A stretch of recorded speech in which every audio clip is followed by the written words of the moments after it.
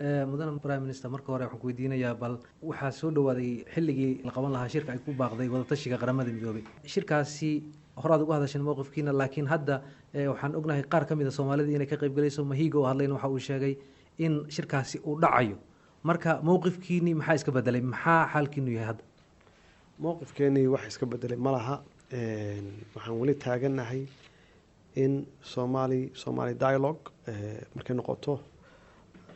soomaalidu ay iyagu isu yimaadaan oo ay xalistaan khaasatanna soomaaliya dhexdeeda uu ka dhaco shirka bacdamaa muddo aada fara badan aan dibadaha u aadayna shirar kala duwan markaan in laisku dayo soomaalida sidai caadadu ahayd in geed hoostiisa ay sidai caadadu ahayd ay intay yimaadaan oo ay ku shiraan oo khilaafkooda ay ku xalistaan hadda waxaan leenahay sida markii aan tegay nairobi prime ministerka orali odinga iyo aniga aan ka wada hadalnay aan isku waafaqnay in shir kasta oo soomaaliya laga rabo inay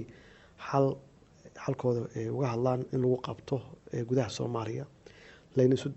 laysu daayana qoladan raadinaysa soomaalida inay ku dhex jiraan oo looga turjumana in ay markaan isku dayaan bacdamaa shirarkii hore soomaalida laisugu keeni jiray ay inta badan ay ku dhammaan jireen khilaaf ama wareer in markaan hadda la yiraahdo soomaaliya idinkaa iskale soomaali dalkiina idinkaa iskale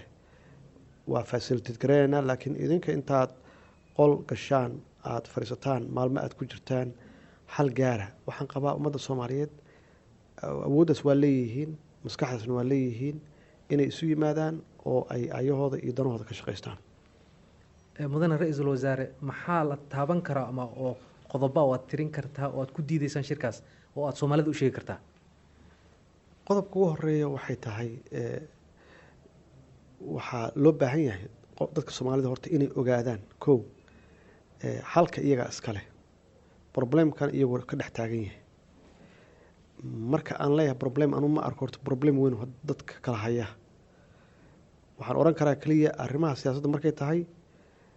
ummadda soomaaliyeed awood waa u leeyihiin inay iyaga dhexdooda howlaha siyaasadda ah ama khilaafya hadduu jiro inkastoo khilaaf weyn uusan jirin inay isu yimaadaan oo ay xalistaan mathal yari aan ku siiyo maamul goboleedyada markay noqoto annagu xiriir waa leenahay waa wada hadalnaa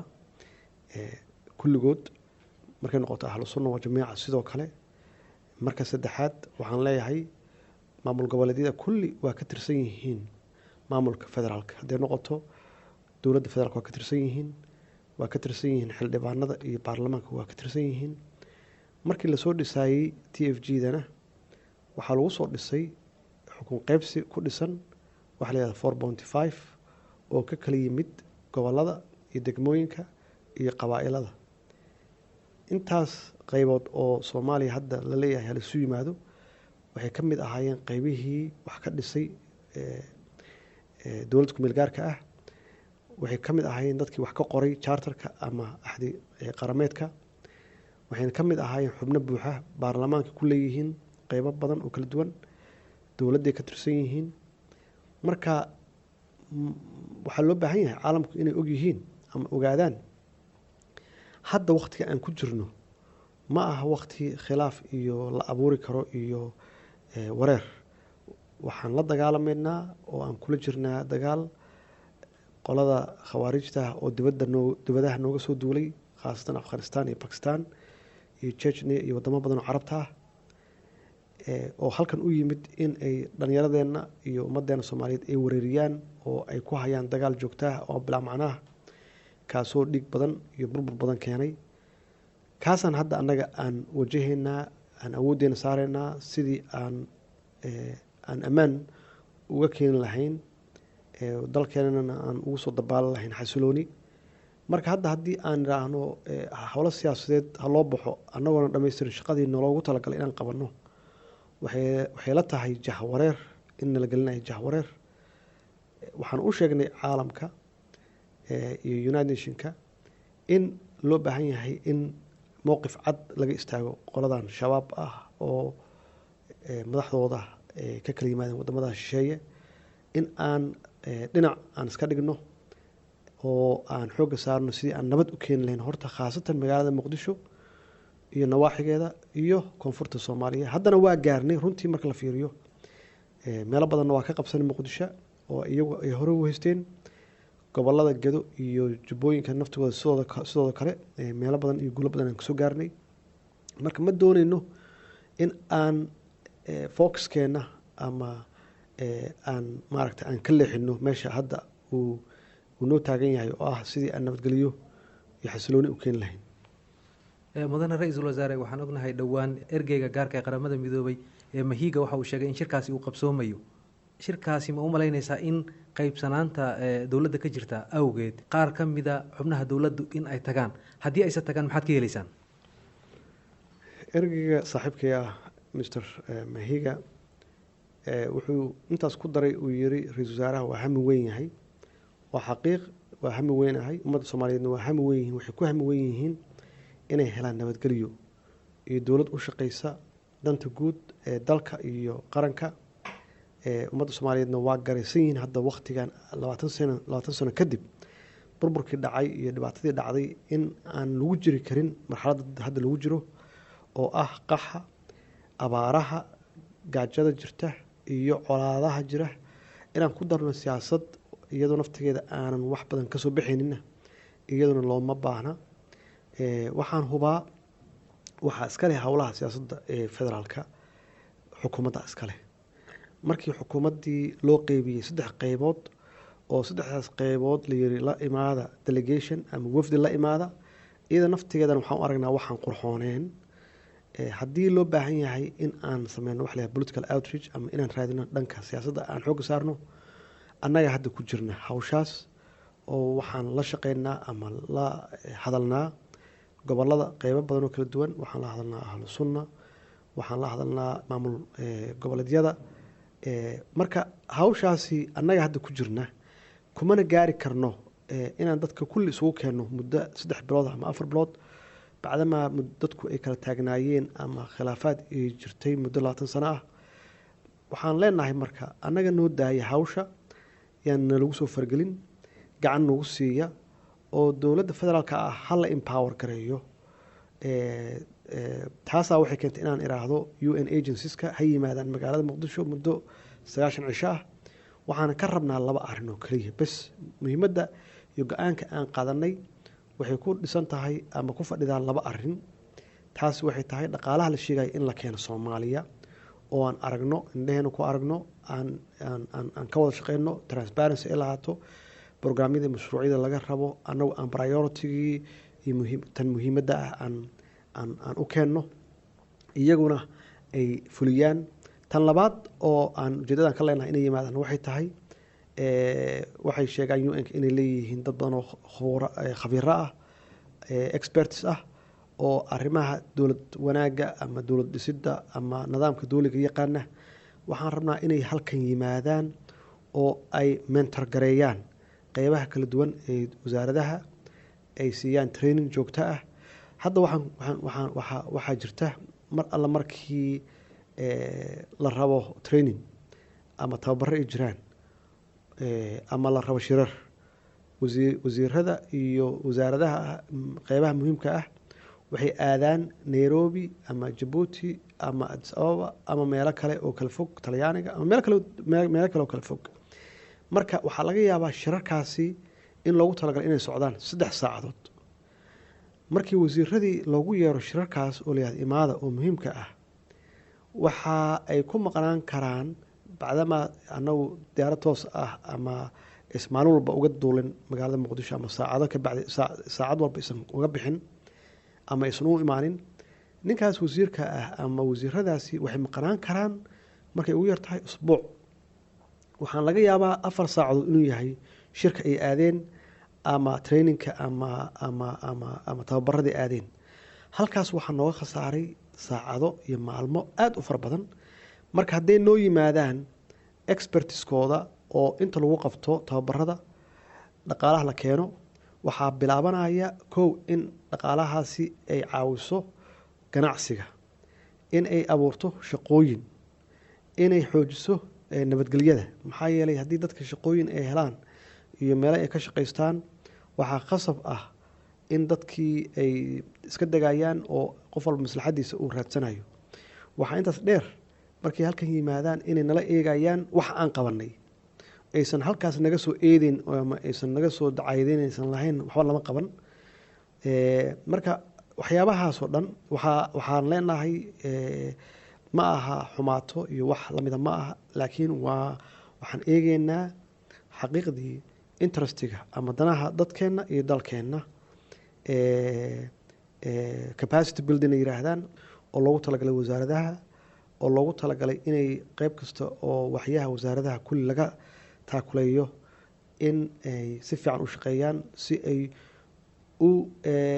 adeegii dadweynaha ay u qabtaan ama service deliveryga ay u qabtaan ee loogu talagalay in shacabka lagu kaalmeeyo. marka waxaan leenahay UN-ku inay noqdaan UN mission in Somalia, aysan noqon UN mission for Somalia. hadday noqdaan UN mission in Somalia macnaheedu waxay tahay waa is arkaynaa maalin walba, waa wada xaajoonaynaa, waxa khaldan aan saxaynaa, waxa loo baahan yahay iyo waxaan loo baahnayn ama priority-ga kan ah iyo waxaan priority-ga lahayn, muhiimadda lahayn, waa isla eegeynaa. laakiin haddii aan kala fognahay,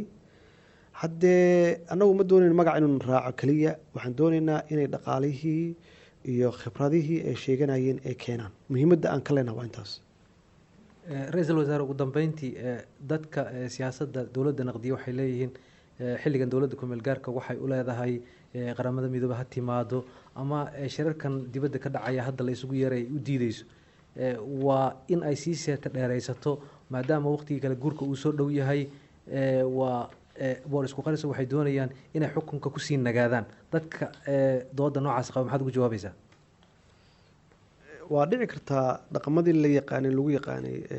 dadka hogaamiyaasha Soomaaliyeed inay isku adkeeyaan xukun, laakiin aniga taas iguma jirto. halkan uma imaanin inaan xukun maraqsado, wasiiradeedu halkan uma imaanin inay xukun joogaan. halkan xaqiiqdii waxaan u nimid inaan wax qabanno oo aan ummadda Soomaaliyeed ee dhibaatada 20 sano ku habsatay aan samata bixinno, annagoo Ilaahay ka baryeenna. hawshaasi markaan dhammeynana aan ku wareejino ciddii kale oo hawsha qabanaysa. waa xaqiiq in maxaan ku rahdaa shaki uu jiro oo leeyahay ujeedada ay dadkan leeyihiin waa inay ku seeta dheeraystaan. ujeedadeenu saas ma aha, oo taas anaa maaragtay ka xaqiijinaya ujeedadeenu ma aha xukun inaan joogno, waa inaan wax qabanno. waxqabashadana waxaa ugu horeeya kow nabadgelyada. waxa marka aan niri electionka dib ha loo dhigo 1 sano aan ku beys garaynay ama aan ku salaynay waxay tahay waxaan maqlaynay bacdama xildhibaanadu ay 3 sano ku kororsadeen, caalamkii waa ka yara maaragtay biyo diiday oo waa diideen, waxay yiraahdeen taasi ogolaan mayno. annagii marka waxaan istusnay waxa caalamka inaan kala tashano, waxa caalamku ay raali ka yihiin bacdama ay halkan ay nala joogaan oo ciidamada AMISOM iyagu ay fangareeyaan, inaan ka talagelino mustaqbalka Soomaaliya. waxaan weydiinay waxa iyaga la quman, waxay yiraahdeen 1 sano. laakiin halkooda sano wuxuu ku dhisan yahay in sanadkan election la galo Augustadan,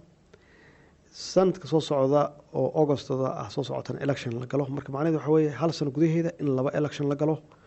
taasi waxaan u aragnay xaqiiqdii annaga xukunka inaan joogno ma aha, uma doonayno, laakiin waxaan u aragnay inaysan maslaxadda Soomaaliyeed aysan ku jirin in la qabto 1 sano 2 election. maalan markii hadda la yiraahdo election hala galo Augustadan, campaign-ka hadduu bilaabanayaa,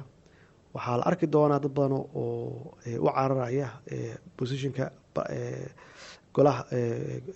golaha baarlamaanka inuu noqdo ra-iisul baarlamaan, iyo waxaa la arki doonaa dad aada u fara badan u ordahay madaxweyne. taas waxay keenaysaa xoogaa arrimihii aan ku jirno nabadgelyada inay khalkhal naga geliso, bacdamaa electionku uu bilaabo oo laleeyahay electionku waa bilaabanayaa August. electionkaasi markuu dhammaado oo la doorto speaker ama madaxweyne, waxaa laga yaabaa dowladda soo socota inay lugaheeda ku istaagi karto muddo 3 bilood ka bacdi. 3 bilood ka bacdi markay shaqada bilowdo, 3 bilood waxaa laga yaabaa tan ku xigta 3 bilood ku xigta waxaa laga yaabaa inay shaqadeedii iyo hawsheedii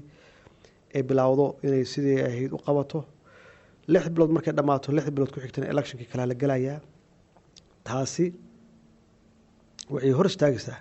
dhanka horumarka aan uga jirno dhanka ciidanka dhanka ammaanka iyo dhismaha dowladda ayay naga hor istaagaysaa 4 bilood hadda ugu dambeysay waxaan qabanay xaqiiqdii markaan kuu sheego ama ummadda Soomaaliyeed aan u sheego waxna waa qabanay wax badanna waa noo harsan yihiin marka waxaan isla garanay haddii electionka dib loo dhigo oo laga dhigo sanadka soo socda August soo socda laga dhigo in aan dhanka amniga aan ka keeni karno xasilooni iyo natiijooyin waaweyn dhanka dowladdana aan ka keeni doono wax muuqda oo la taaban karo marka ciddii u ordeysa ama musharax noqonaysa ama madaxweyne rabta inay noqoto ama ra-iisul wasaare ra-iisul baarlamaan noqonaysa sanadka soo socda waxaan u diyaarinaynaa xaqiiqdii dowlad shaqeynaysa iyo meel ay ku shaqeeyaan oo nabadgelyo ah laakiin hadda haddii la yidhaahdo Augustan election hala galo nabadgelyo ma taallo oo waad ogtihiin meeshii weli inaan ku jirno halgan soo celin nabadgelyo iyo howlgallo fara badan dhankii dowladda weli annagu lagu kuma istaagin oo waxaan hadda ku jirnaa sidii aan institutionkii iyo dowladdii aan u dhisi lahayn in aan dadkii uga aruurin lahayn canshuurihii ilaan dowladdu waxay ku shaqaysaa canshuur iyo dhaqaalehay u baahan tahay